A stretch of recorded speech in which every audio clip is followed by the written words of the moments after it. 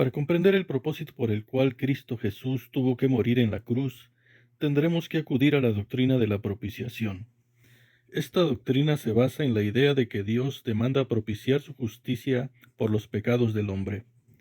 Y solo una persona califica para satisfacer esta demanda de justicia, y esta persona no puede ser otra que Cristo Jesús, al poseer el mismo estándar de justicia de Dios por ser igual a Dios.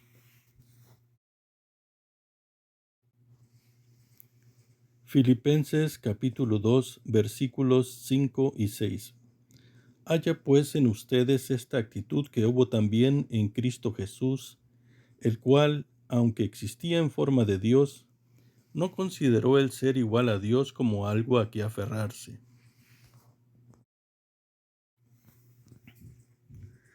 Además podemos acudir al Antiguo Testamento, donde se puede ver claramente en las ceremonias de expiación de pecados, donde en el santuario del templo el sumo sacerdote vertía la sangre del sacrificio sobre el propiciatorio, y debajo del propiciatorio se encontraban las tablas de la ley. Por tanto, esto representaba el verdadero sacrificio expiatorio de Cristo en la cruz del Calvario. Nunca hubo nada más sobre el propiciatorio. No había una lista de las buenas obras del pueblo, no había limosnas ni algún tipo de ofrendas, ni algo que representara alguna otra cosa que pudiera compensar la justicia de Dios. Levíticos 16, 15, 16. Nunca hubo alguna otra cosa sobre el propiciatorio para pagar por los pecados. Solo había una expiación con sangre. Ahora en el nuevo pacto eso no ha cambiado. Solo tenemos la esperanza en una expiación mediante la sangre de Cristo, por gracia, a través de la fe. Isaías capítulo 53, versículos 10 y 11. Pero quiso el Señor quebrantarlo, sometiéndolo a padecimiento. Cuando Él se entregue a sí mismo como ofrenda de expiación, verá a su descendencia, prolongará sus días, y la voluntad del Señor en su mano prosperará. Debido a la angustia de su alma, Él lo verá y quedará satisfecho. Por su conocimiento, el justo, mi siervo, justificará a muchos y cargará las iniquidades de ellos. Malaquías capítulo 3 versículos 1, 2 y 4. Yo envío a mi mensajero, y él preparará el camino delante de mí. Y vendrá de repente a su templo el Señor a quien ustedes buscan. El mensajero del pacto en quien ustedes se complacen ya viene, dice el Señor de los ejércitos. Pero ¿quién podrá soportar el día de su venida? ¿Y quién podrá mantenerse en pie cuando Él aparezca? Porque Él es como fuego de fundidor y como jabón de lavaderos. Entonces será grata al Señor la ofrenda de Judá, de Jerusalén, como en los días de antaño y como en los años pasados. Hebreos capítulo 10, versículos 10, 12, 14, 17 y 18. Por esa voluntad hemos sido santificados mediante la ofrenda del cuerpo de Cristo, ofrecida una vez para siempre.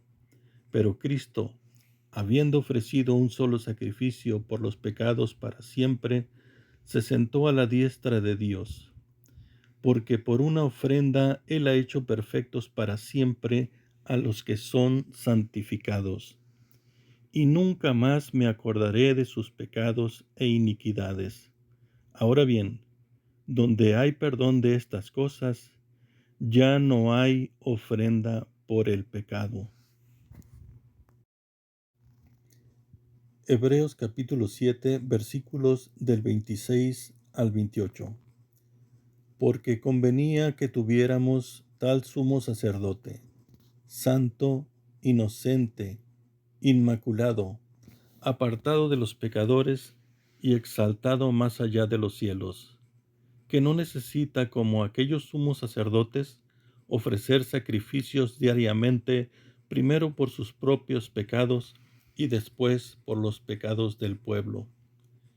Porque esto Jesús lo hizo una vez para siempre, cuando Él mismo se ofreció.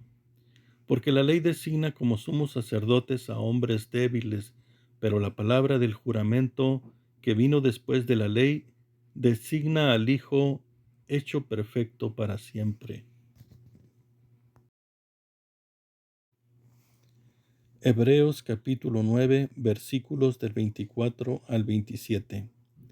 Porque Cristo no entró en un lugar santo hecho de manos, una representación del verdadero, sino al cielo mismo, para presentarse ahora en la presencia de Dios por nosotros, y no para ofrecerse a sí mismo muchas veces, como el sumo sacerdote entra al lugar santísimo cada año con sangre ajena. De otra manera, a Cristo le hubiera sido necesario sufrir muchas veces desde la fundación del mundo, pero ahora, una sola vez, en la consumación de los siglos, se ha manifestado para destruir el pecado por el sacrificio de sí mismo. Y así como está decretado que los hombres mueran una sola vez, y después de esto, el juicio. En la participación del pan y el vino en la cena del Señor, no se realiza un sacrificio como tal, sino como Cristo mismo dijo: hagan esto en memoria de mí, y esto es en referencia a su sacrificio, para que no nos olvidemos del verdadero mensaje del Evangelio, y por eso también dice: la carne de nada aprovecha, porque sus discípulos entendían literalmente que tenían que comer la carne de Jesús y se escandalizaban. Por eso Jesús se vio en la necesidad de aclarar que Él estaba hablando en un sentido espiritual y no literal. Así que la Santa Cena viene siendo un memorial de la obra expiatoria de Jesús en la cruz. Juan capítulo 6 versículos del 32 al 35. Porque el pan de Dios es el que baja del cielo y da vida al mundo. Señor, danos siempre este pan, le dijeron. Jesús les dijo: yo soy el pan de vida. El que viene a mí no tendrá hambre, y el que cree en mí nunca tendrá sed. Juan capítulo 6 versículos 51 y 63. Yo soy el pan vivo que descendió del cielo. Si alguien come de este pan, vivirá para siempre. Y el pan que yo también daré por la vida del mundo es mi carne. El espíritu es el que da vida, la carne para nada aprovecha. Las palabras que yo les hablo son espíritu y son vida.